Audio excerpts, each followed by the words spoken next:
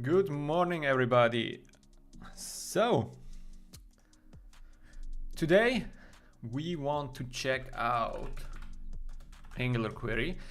I mean, we already did some Angular query on the stream, but I think they introduced a new version. I also think I have a cool project that I recently did for a presentation in India that shows like a small to-do app, and I think because the presentation was for students and I wanted to do something simple like a small to-do app to show the basics of Angular, like how to do a CRUD operations. But then I saw that it's actually not so easy. I mean, it's easy to do the HTTP requests and all this kind of stuff, but managing the state, especially updates, deletes, inserts, all this kind of stuff, handling this and then displaying this correctly in the UI is actually not so straightforward as you might think.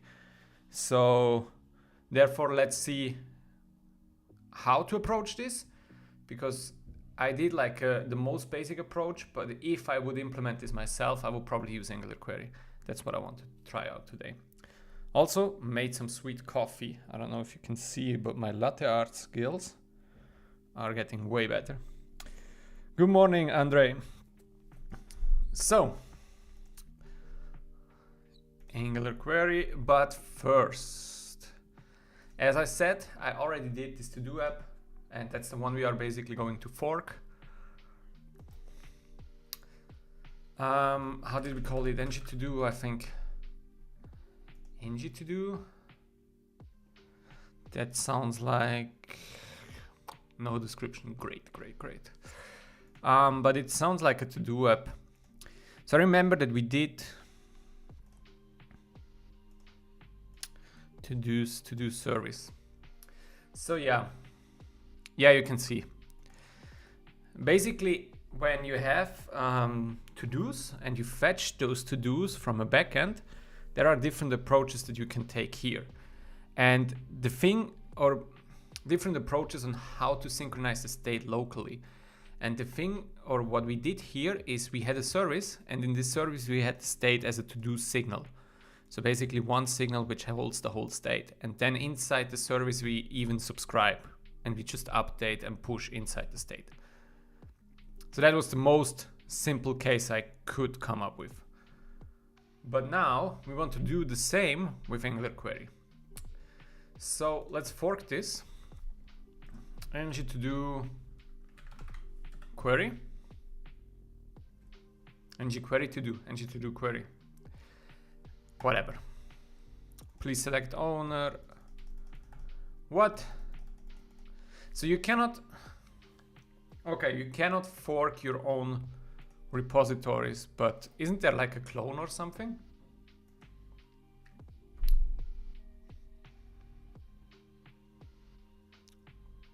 Not so cool.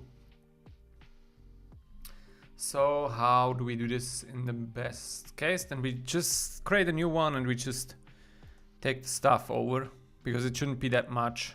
I think it's mainly this to-dos folder, some styles, and the to-dos service. That's anyway already here inside the to-dos. So, okay. Isn't there something like GitHub clone project?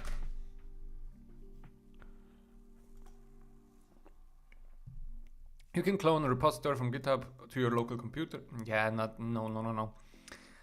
I want to duplicate that on the remote.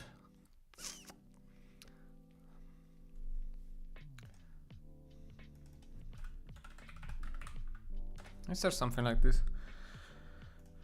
Copying about, you can copy existing project and use it as a template to save time configuration. When you copy a project, will contain the same, yeah. Navigate to the project you want to copy, this one.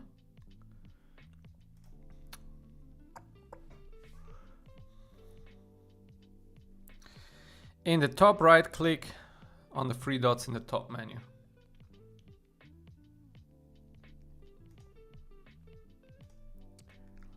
Where are three dots?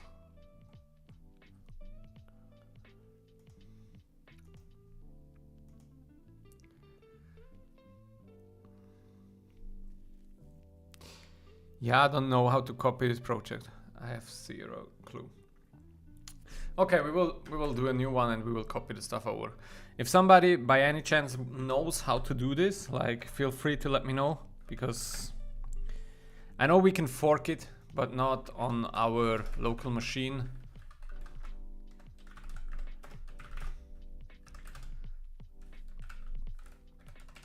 We go.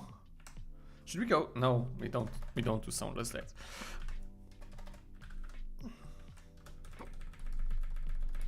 So we say ng query to do query. No, it's actually more like ng query to do.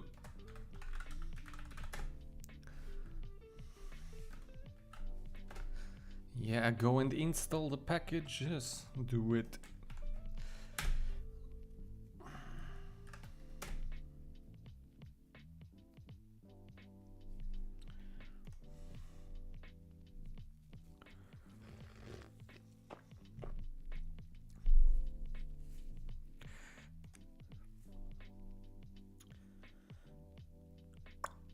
Open documents, code.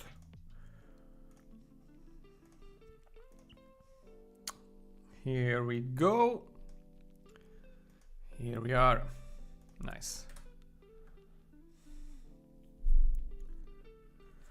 Angular query is still an experimental, is it? Yes, it still is from what I've heard, but I think they are pretty close to the official release.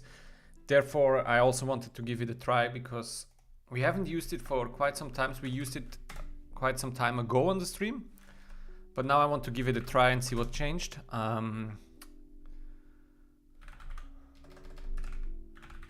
But let me just double check. But I think it's still experimental. Overview. So this is the React one, but we need the Angular one.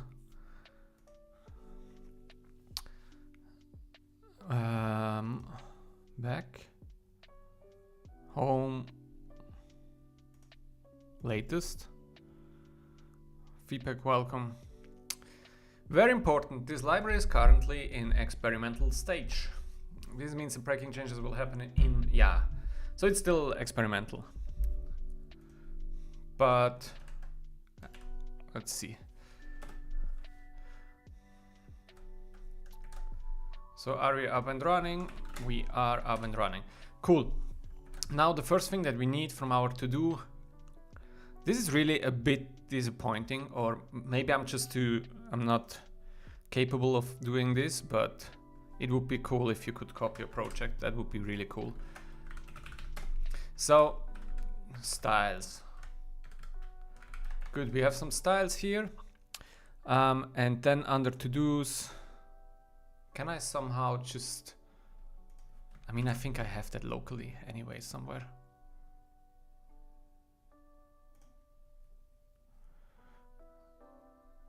Documents, where's code?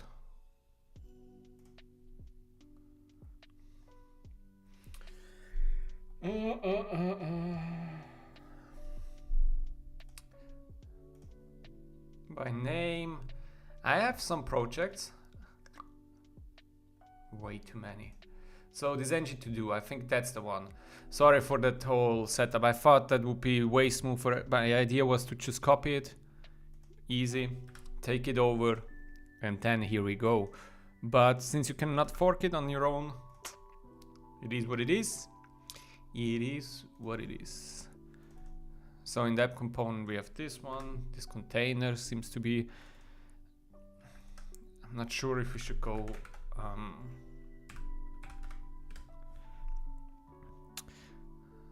app component. And I think we also was hitting this project. We were hitting this with a sweet, if I remember correctly, with a sweet JSON server.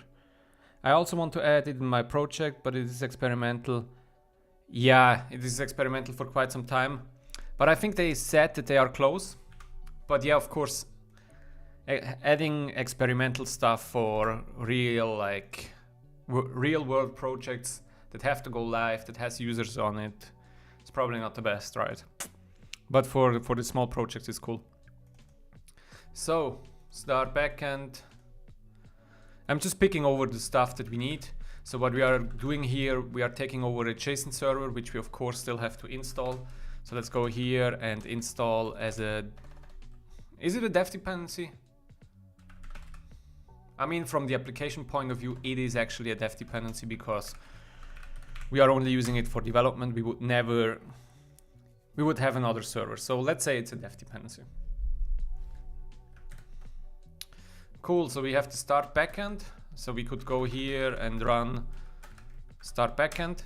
For those of you who are not familiar with JSON server, that's a pretty cool project. Well, pretty print, which allows you to simply take a db.json. So this is a db.json file, and it allows you to make requests. So basically it spins up a backend server on localhost 3000, and it allows you to query this. So it allows you to do get calls.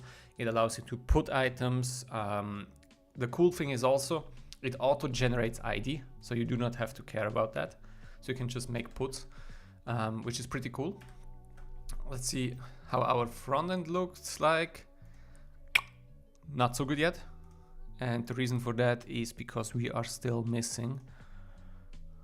I'm so sorry for that. But I really thought that, because I remember that I did this project and I thought it's so easy to fork that. Do I have to restart? I probably have to restart since index.html is probably not watched. Now to do zap, but we still have some stuff that is wrong, and probably what is wrong is that we are using our, we don't have a routing set up.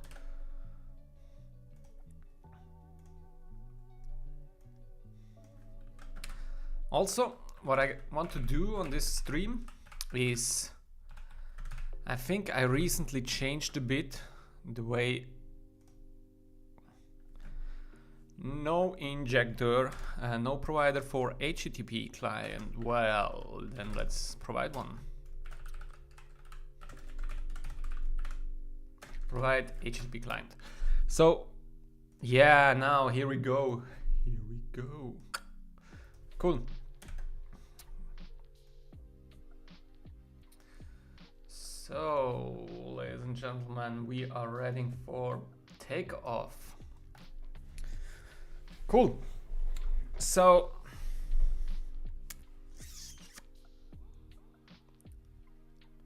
moved it a bit over. I want enough space. So the idea now is we have this and we can say learn Angular query. We add that. It makes an HTTP call, right? And it adds it to our db.json, so the db.json file. And of course, we can also delete it. We could also implement an update behavior. Let's see. Maybe we do that, maybe not. But let's first maybe quickly go through the application so that we are all on board what it is about, what it's doing currently. And then what I wanted to say is I recently changed a bit the way I write Angular. So especially with the modern Angular, I kind of adapted a bit. So the way we are currently trying to write our Angular is there are a bunch of things. And we are basically trying to use as little RxJS as possible. So if possible, even RxJS free. It's not always the case. I mean, there are valid cases where RxJS makes real sense, and you should use RxJS where it makes sense, always. But I think in the past we were just overusing RxJS for a lot of cases where you would not need it. And it was just overcomplicating code, and there is literally no need for that. I already tried to go into this direction a couple of years ago, but now with the rise of signals even stronger, I try to go there more and more. That's the first thing. Second thing is I started to switch to the hashtag for instead of private. So basically instead of private, I use the JS private. That's more like personal preference, I was initially against, but yeah, now I can type it. Initially I was against it, but then my colleague told me like, okay, let's try it. And I was like, okay, let's give it a try. I worked with it a couple of hours and I was like a fan. That, of course, all the modern stuff, standalone, always standalone, inject, over constructor injection. Constructors, generally, I try to write my code constructor free. So no constructor. That's basically something I kind of like. No life cycles. There are some life cycles that I may use, and that's basically after render and after next render.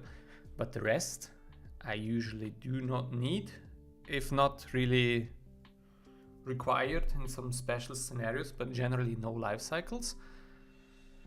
What else? Of course, no async pipes, all this kind of new stuff. But it has some impact. It has some impact. So let's see if it also impacts what we do here. And for small things like this, like for bigger components, I go with dedicated templates. But for small stuff like this, I actually prefer to have a inline template. Just because it's less hopping around. It's less files that pollute here, that pollute the workspace here. And for me, it's just, I have everything here. So we do not have any styles. So let's get rid of this. Delete anyway. This one we can also delete. The spec also, like, because we do not write tests right now. Because this should be fun, right? For me, writing tests is some of the least fun parts of developing. Cool. So we do not need this. And this should actually still run. And it still does.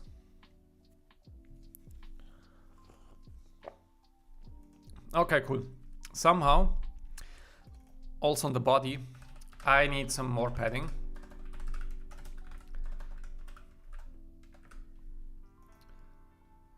It looks just a bit cleaner. Okay, good. So we covered that. Now let's go through the application. So obviously we have our main title, the to-dos app, and we have a router outlet just in case we want to extend. But currently this could also be inline directly, but we have one route, which is the to-dos editor component. To-dos editor itself is just an editor that has an input. It uses even some ng model, which we will of course also rework, but it already uses some new APIs. And it has a to-do service where you do an add to-do and a delete to-do. But the biggest part is of course the to-do service. Kevin, do you write tests regularly?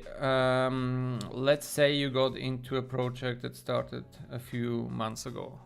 I guess it's a project, yeah. Okay. Generally, yes. I write tests regularly, but I'm also, I have a strong opinion and strong views on how to write tests and when to write tests, because you should write the right tests and not the wrong tests. I mean, that's easier said than done, but let me give you an example. So let's say recently what I am mostly doing is writing something like a Angular material library. So basically what we have is some UI library that we are testing, that we are writing, that contains like checkbox components, I don't know what else in here, like for example, checkbox, cards, date picker, whatever, and so on, right? That's kind of like a material. Now, what we also have is a showcase.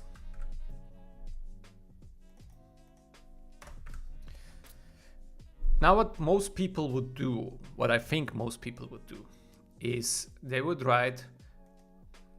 focus their testing on this here, right? Because here you have your UI components.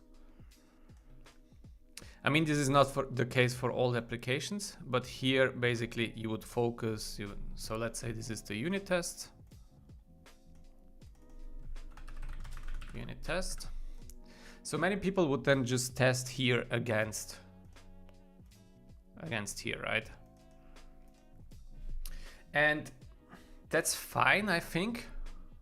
I think that's fine for services, for example. So if you have some UI service that does some stuff like responsive layout service or whatever, then I think this test here, it makes perfect sense. That's fine. But what we had in our, or in one of our clients that we were working, they were saying that this UI library, since this is your main library, they were coming up with these stupid ideas. In my opinion, stupid ideas. I always think this is a stupid, maybe I should use another word. It's not the smartest idea to just say, like, generally from a top level that all the libraries, for example, should have 80% test coverage. So they were saying like 80% at least.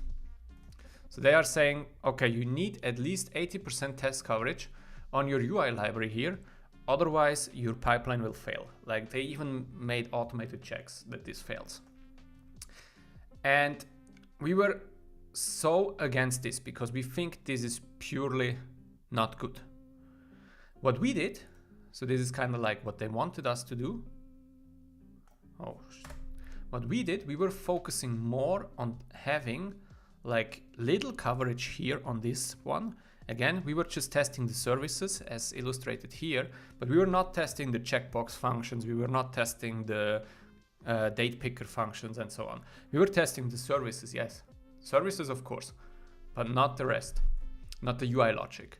What we were doing, we were testing here. We were heavily testing here. So maybe we make that red. We were focusing on this, to have tests against this. So that should be green. Because what we were testing here in the showcase, we were using all of our components and we were really heavily testing how they are used, how they play together. Are they working with reactive forms? Are they working with template-driven forms? Are they emitting the correct value changes? Is the correct thing happening on screen, right? And so what we ended up in our scenario, we ended up with a fairly high, probably even over 80% or whatever. I'm anyway not big on the number. I don't think the number is the meaningful thing here. And here we were down to what, 20% or something. And we were getting a bit into trouble because we were not having the required test coverage here, which some architects didn't like because, yeah, we only have 20 and not 80, but we were highly here. And recently what we did, the reason why I'm mentioning this is recently we rewrote everything, all those things here to signals. So that means we were getting rid of the life cycles, all the stuff that I mentioned previously. We were removing the constructors, all these kind of things, and we were moving code around. If we would have had a huge test coverage here, this would have gotten in our way like heavily. We would needed to put so much effort into adjusting the tests, maintaining the tests. That would have been like a nightmare. But instead, since we just tested the behavior, we were getting test failures if we broke something, but then we could fix it. But we basically did not need to touch this. So what I want to say with this whole story is I think you should test if at places where your test can stay stable, or how to say. Even though you refactor, you should not need to refactor your whole test basically, because the test should be stable. That's what I try to say. So that not in every refactor you need to arrange and adjust every test because the method is now doing something different. You should test the behavior because otherwise this is a nightmare to maintain. If you test too heavily, I think you are not doing yourself a favor.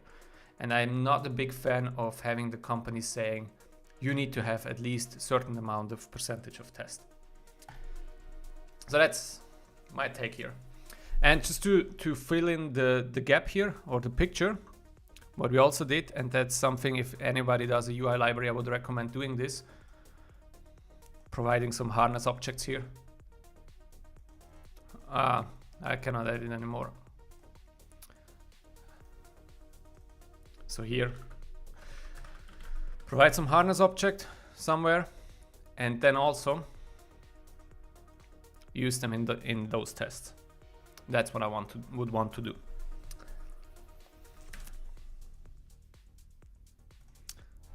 Yeah, maybe that was a madrileño. Madridista is the correct word.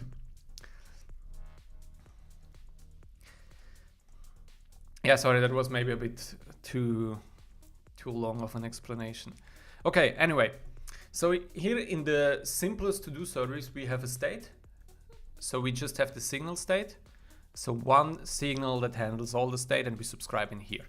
But now we want to basically swap that and use Angular query in here.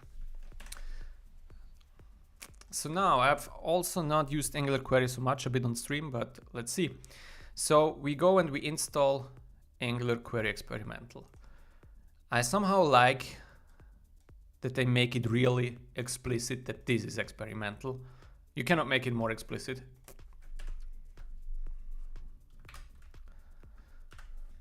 So let's grab that.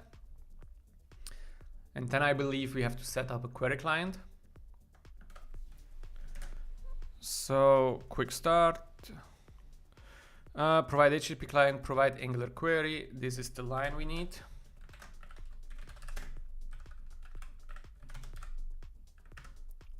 Provide. Nice. Cool, provide Angular query. Let's take that to a new line, even though it would fit. But since, yeah. So we have a router, we have a client, and we have the query client. So the query client is the basic thing that they need. Now this query client, we can use, so they use it directly inside the components, which I'm not yet sure, but I think it's okay. So I guess then our to-do service becomes very straightforward. So how do we refactor this? Let's go hardcore in. So I think that the to-do service no longer has the signal, or let's keep it there for the sake that our app compiles. But here we would not do any subscribe anymore.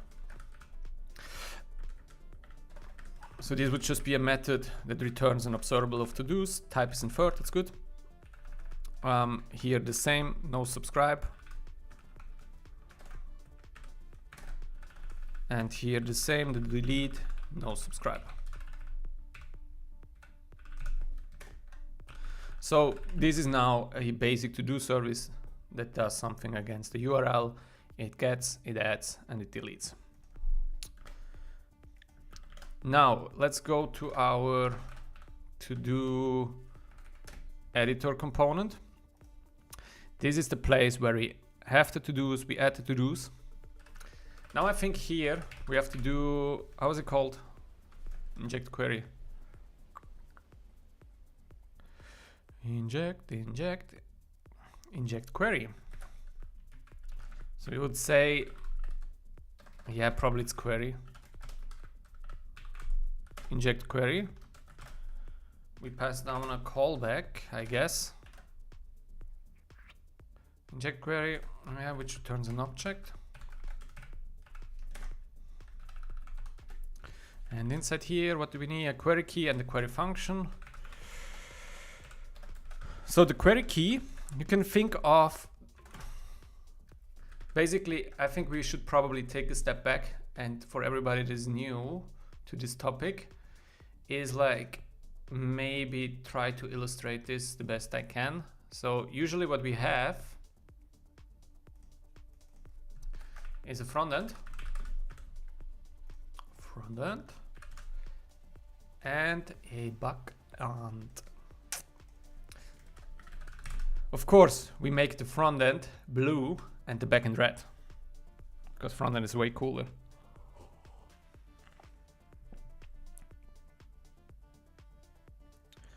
Used to pronounce your name as Naivek, got to know your name is Kevin. Yeah, real name is Kevin. On the internet, I'm now kind of going as Naivek, which, by the way, if you think is like a super original name, it is not. It's just Kevin backwards. So, nothing special here. I was thinking like for a long time of a cool name to have on the internet, but I could not come up with something cool.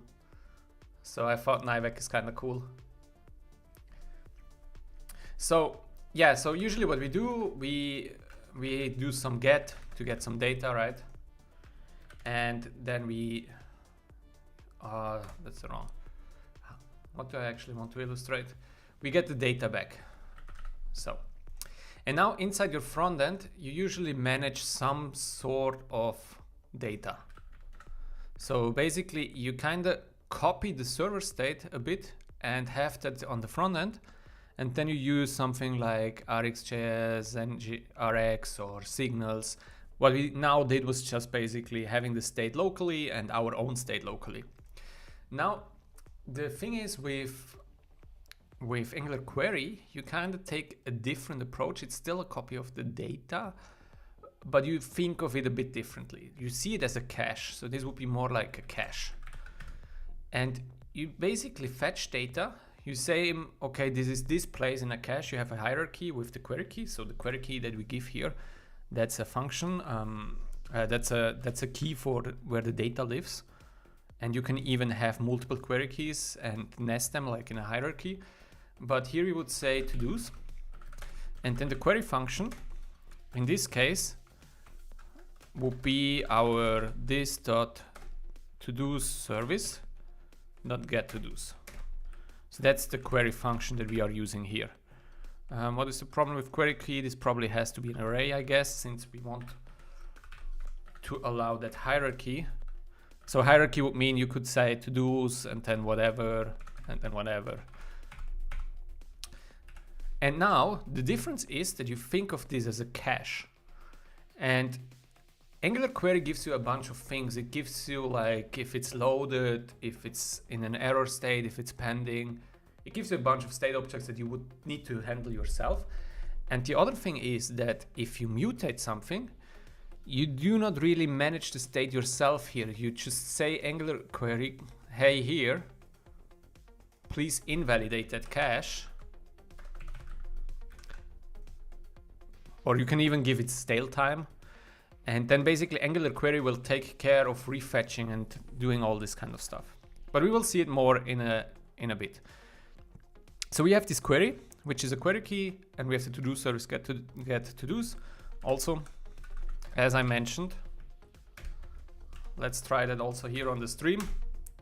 To-do service, we go with the hashtag for private. This is the real JS private. Good. So we do not need this anymore. And now inside our template, we go with query.data. And data is a signal actually. Type observable must have to-do service get to-dos. It should have it, but I think, I mean the type here is correctly inferred, but I think it's this that is missing.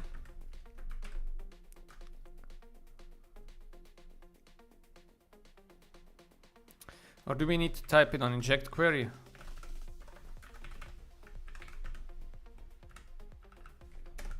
Does that even work?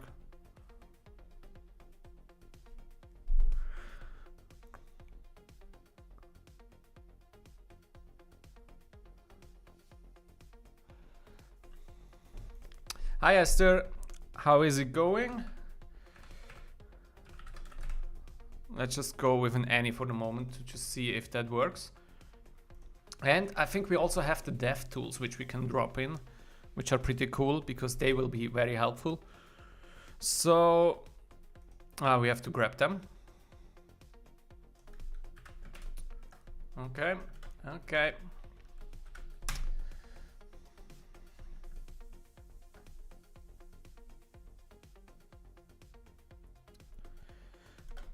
Yeah, to-dos app is nice, 10stack is cool, because I was already mentioning that actually if you do a simple to-do app, I was doing this for a talk that I did in India, like a remote talk for a university in India. And I wanted to show them the basics of Angular, but it was actually not so easy to do like a to-do app without going into heavy concept like RxJS, 10 stack. So I started to do like a simple signal which manages the state. But now let's see. Now we want to build it for real. So app component, Angular DevTools. So now I think we should get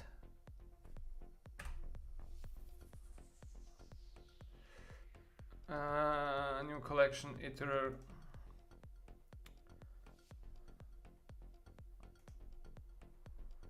I thought that we would see here somewhere at the bottom.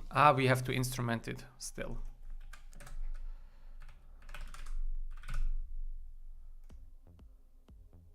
So now we get this icon here.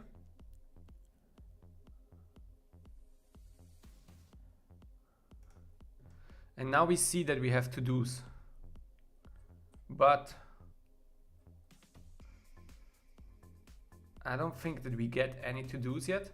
But here you can see the things like, whoa, I'm in the way. But here, what you could see, oh my god, wait, I will quickly move out of the window. You could see the things that 10 stack does. So we have now the to-dos. This is the key. We have refetch, we have invalidate, we have reset, remove. And basically you could invalidate and it would then start to refetch. But we still, that's the 10 stack. Do we fire the request?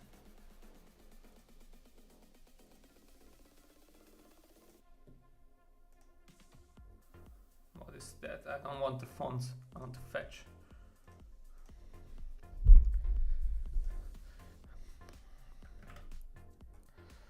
So query function get to-dos.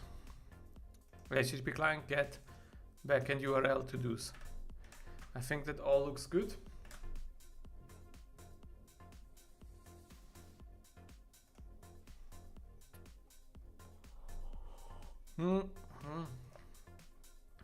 I mean, yeah. So the thing is that the 10 stacks somehow needs this. It doesn't really work with RxJS. It still works with RxJS, but actually the most top level API has to be promise based. So 10 stack cannot handle an observable here. So it has to be a promise. Therefore they use the latest value from, which I believe is an RxJS operator. So what you need to do here is get to-dos, latest value. Is it value from?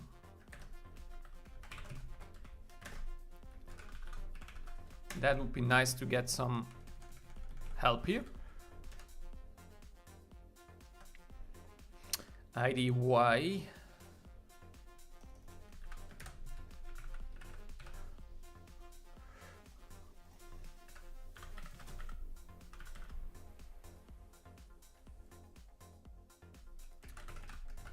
I don't have latest value from. What version of Rx? Oh my god, it's called last value. Okay, sorry for that. Last value from. Nice, we return a promise to do. I wish I could stay longer, but this is during my work hours. Yeah, sure, like work. That's more important, right? Of course.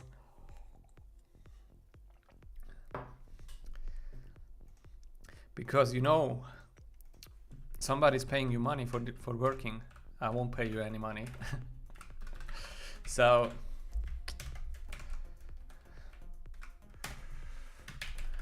work is more important. That's cool. Good. So now you see, since we use the latest last value from, we fetch our to-dos And now let's also inspect the 10 stack DevTools. So what we can see here that we have now a to-dos collection, and we can I'm in the way. Somehow I have to figure out a better way, but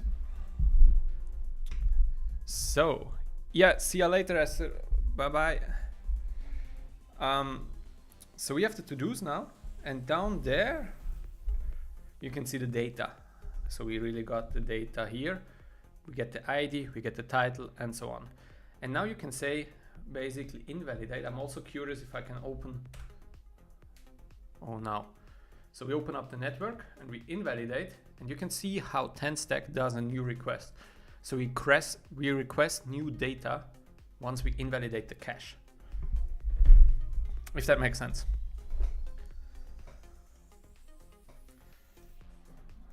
Cool. So that's kind of it. And now the cool thing is also we would get some additional property here. So we would get like, if we would go here, query dot is loading. That sounds like, I guess this is a signal. And now is loading false, but we could display here something. So if we would say at if query is loading, then do like a span.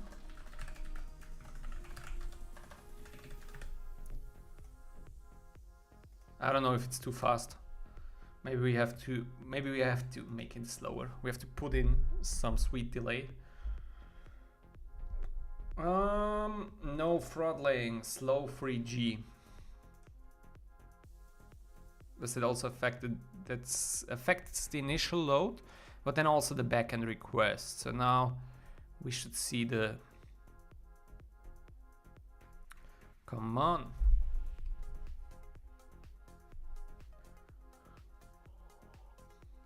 Maybe that was too slow.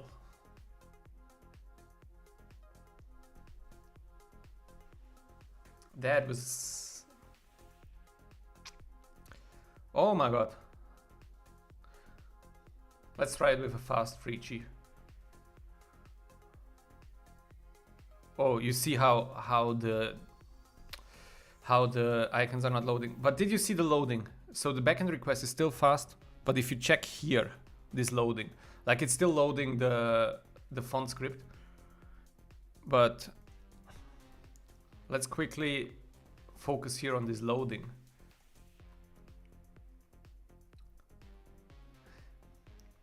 I mean, or another way. Let's try something else. Let's see if that that would be super cool. If the JSON server somehow allows us to make it artificially slower. JSON server. JSON server.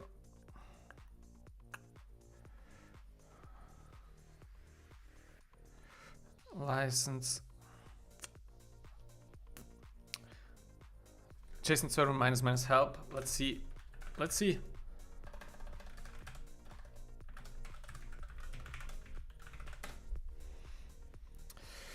Nah, I don't think so.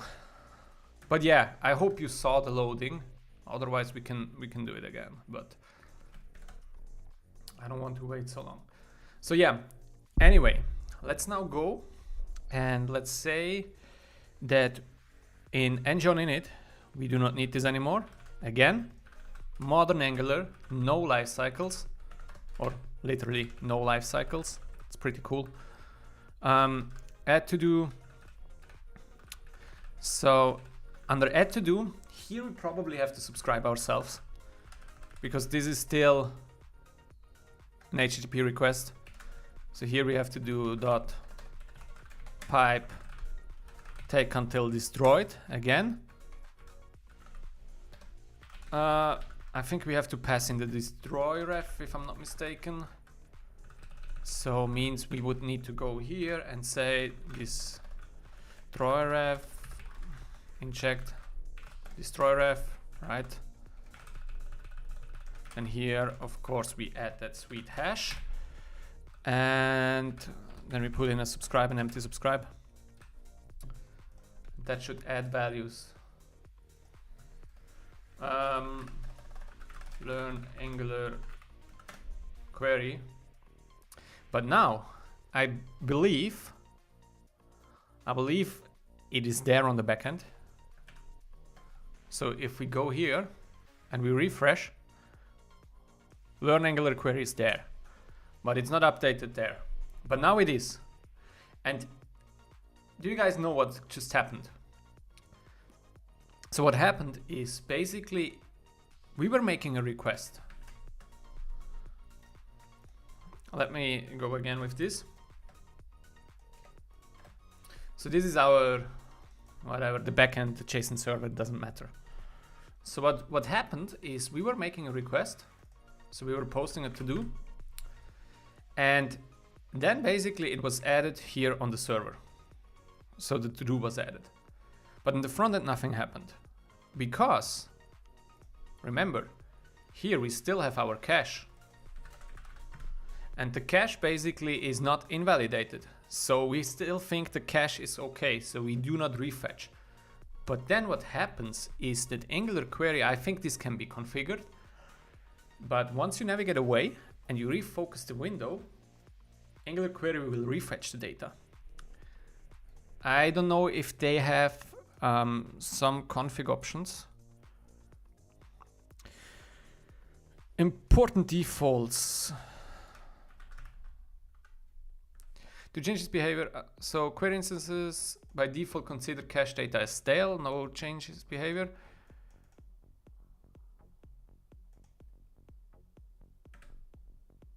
Yes, so stale means, so basically once the data is stale, they will refetch.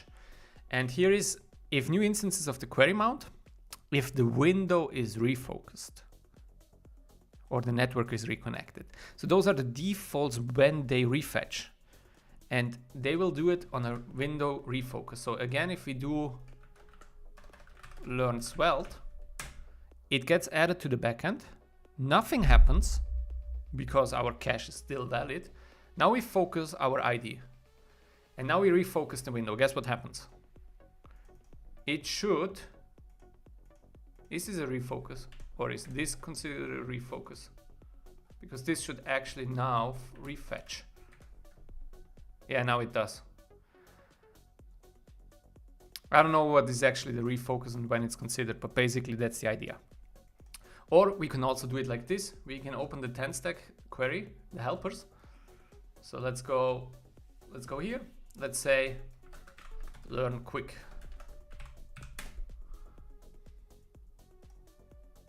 Now let's go here and let's say invalidate. And once we do that, we can see that quick will appear here because we invalidate the cache. Now you see how quick comes. So what we can say here is we have our to-do. Now the question is this a mutation considered from their point of view? Where is the getting started? Quick start.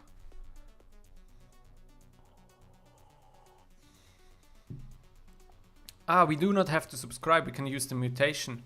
Inject mutation. Okay, cool. So probably what we can do is we can say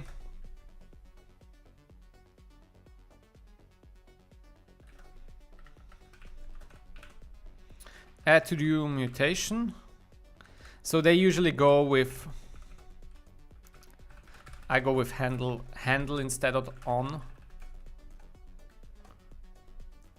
Because the problem is now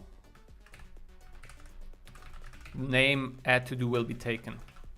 Like you could still use a different name, but I think add to do is actually the correct name for the mutation.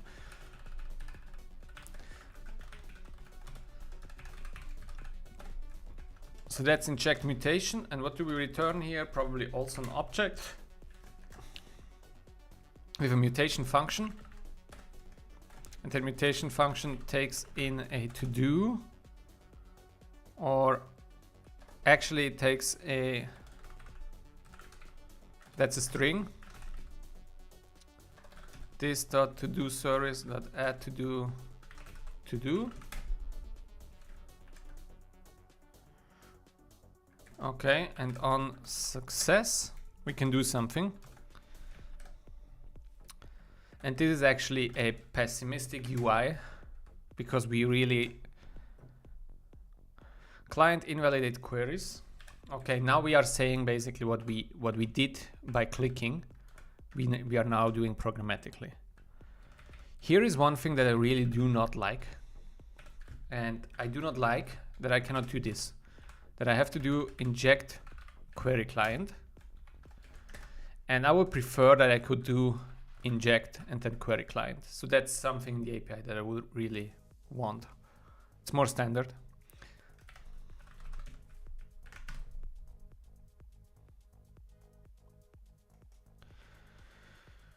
Mutation function. And now again, we have to probably do there like a last value from, so that this is now promise based. It is also, it's not the coolest thing, but it's okay. Here we just fire, and then what we do here, we do this dot add to do. How do you call that?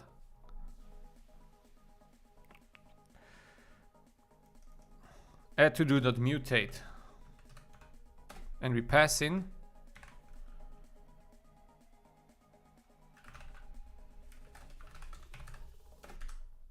Is it like this?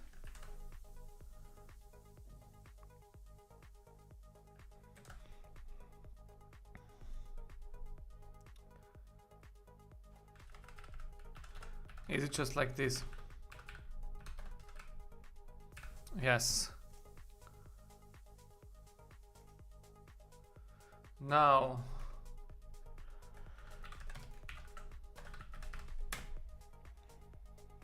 that's it. So that's basically the mutation for the add to do. Let's add a delete to do.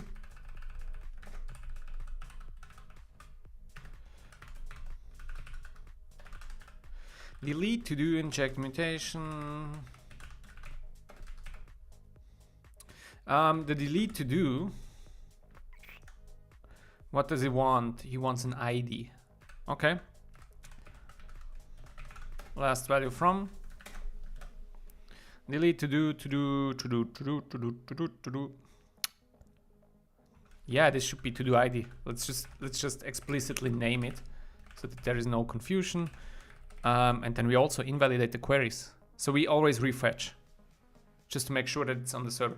This is pessimistic UI, as I already mentioned. We could here also just say like, okay, we delete it, and then locally we could also with the client, I think we could mutate the data structure ourselves. So I think we could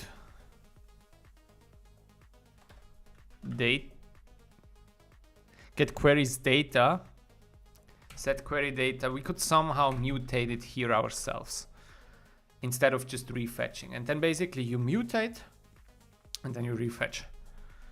So delete to do, that would be no longer delete to do. I don't know, they go with on or handle. On add to do, on delete to do. On add to do. On delete to do. This dot delete to do mutate ID. Let's see. Sweet. That's React query. React query. Angular query, not React. So, yeah, now what I still want to do, I saw some stuff. So we could also do the error handling, the loading properly and all these kind of things. But I think we figured out the most fun part. What I would still want to do is having this input value. This should be a signal. So every value inside your modern Angular component that can change. So I recently even went like with a pretty strict approach. Every value that can change should be signaled, and if it's not, then it should be a constant, like written like this. So let's say this dot set signalify everything. Now the input value, this is an ng model. So I guess this breaks. No, it doesn't. Because we can still use it like this. Because it's still model change.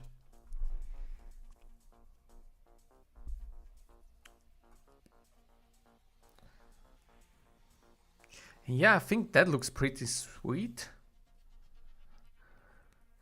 Usually what you would also do, one thing, is somewhere, I don't know, in app. Depends on how you structure your application, but you would have something like to-dos, query key, model, I don't know, query key. And here I would do to-dos query underscore key, to-dos query key.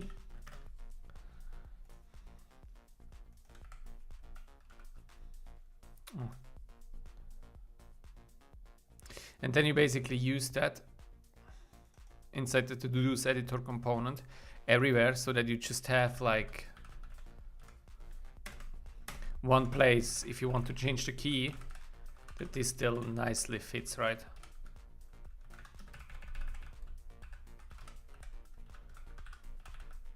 So something like this. And that's then it. To-dos. What? Just want to delete that. Then also let's order the imports properly.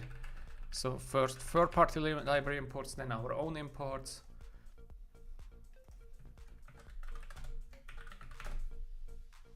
Yeah, and that's Angular query right here.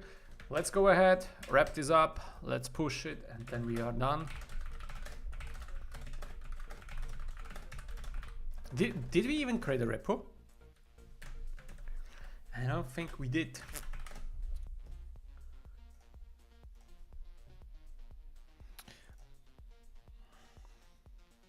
Ooh, this will be repository 200. So that's a milestone, huh? ngQuery to do, we called it ngQuery to do, public repo, create repository, nice.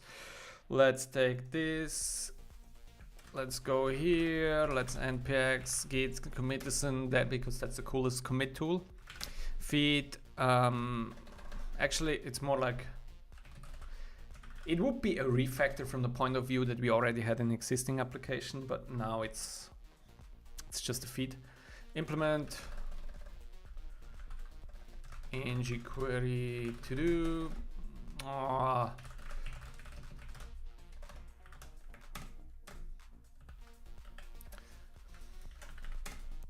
I did.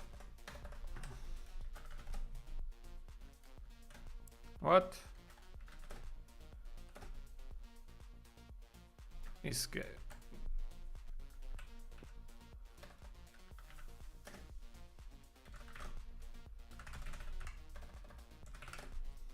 That should be good. Oh no. So I did a typo here and I want to fix the typo. Now what? Now it's good. Yeah, now the typo's gone. So I don't know, I entered some wrong key. So good. Let's push it. Let's watch our Git rocket fly here on the right side of the screen. Cool. So it's all there, all done. Nice. Yeah, I think that was everything we wanted to achieve today. So I think the Angular query is pretty cool. But yeah, if you think about, again, if you want to teach some basics and you want to keep those data in sync, then query is cool, signal store is cool, NGRX is cool, a normal signal is cool, and you can also do it with plain RxJS. But if you then want to be proper, like we want to teach that we do not subscribe inside our components, right? Because if you subscribe, then you need to dive into, or how to say, like you want to teach it in a simple way to beginners. And once you start to do this state management, so either now you have to teach Angular plus NGRX, which I think is overkill for everybody that starts to use Angular. Signal store is overkill, like not overkill to use, but just to teach, because you will overconfuse them, I guess. Then having RxJS is already very confusing, because you need to start into RxJS, you need to start into subscription, you need to start teaching async pipe, you need to start teaching subscription handling in terms of cleaning up subscriptions, all this kind of stuff. So I thought Signal is the easiest approach, but I would actually not do it like this. So I would probably go for such an application with this. But again, it's still experimental, as pointed out in the beginning of the stream. So be careful, I would not use it for production yet. So then probably if you would really need to have something like this for production ready, in this size, even if it's just a to-do app that goes production ready, you could still use the normal signal or just the signal store. That would be cool. So when will you do a stream showing something about components lib? Yeah, I cannot do, like I cannot share what I work on every day because it's closed source. But I could share some concepts. There are some parts of it that are publicly available. I've also written about it, especially, yeah, I'm still thinking what I could do. Like there are a couple of things that are in my mind that I could do. So a couple of things that come to mind that would be maybe interesting is how to do a proper setup in terms of tree shaking, like really dive into the tree shaking so that you have like not only, yeah, like perfectly tree shakeable component libraries, because that's something that is very, like you need to know how to do this. That's more like on an ng-packager stuff, ng-packager level with proper sub-entries so that it's properly splittable, so that you deliver small parts, and if somebody only uses your checkbox, it only gets the checkbox. What else? Maybe I want to do a stream about SVG to TS, because I've written quite some docs about SVG to TS, and SVG to TS has evolved quite a lot. So this is a project that I did back in the days. It has 2.1 million downloads total, so it's pretty used, and the docs are outdated because it evolved a lot. But what SVG to TS is about, because you see video tutorials, written tutorials, but those are all outdated because it evolved. So I should anyway update that. But the idea of SVG to TS is it allows you to build tree shakeable icon libraries. Yeah, not only tree shakeable, but also splittable. So that could be something maybe, where you can basically deliver like some material icons. I guess today you probably would do it mainly with a CDN, but you could also do it like this. That could be something. Yeah, we could do a lot of streams on that, actually. For example, also control value accessor could be something cool, like how to properly do a control value accessor. And yeah, okay, thanks, Ilir. I have a lot of ideas on stuff that I could do, but I'm not sure. Yeah, I'm not yet sure. So most of the times on stream I do stuff that I never done before, so I just want to explore it. But maybe it's also time to do some more educational stuff, like just show something. Yeah, let's see. But yeah, it's a cool idea. I will keep that in mind. Because also the harness testing and all these kind of things would be probably pretty cool to show, especially also if you are a library author. I don't know how many library authors are out there.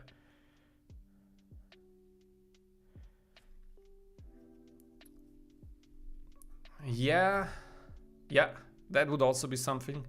Going into styling or how to build a design system, that could also be interesting. But again, I don't know how niche that topic is, how many people really use this kind of things, or if it's just something that, because I don't know how many people are actually writing and implementing component libraries.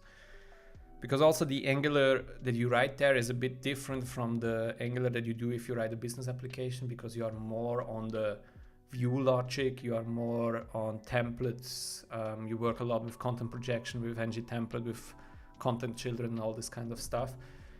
And I think you are less in contact with that if you are doing business applications. So, but yeah, there would be a lot of interesting topics to report about that. Okay, but I will keep it in mind.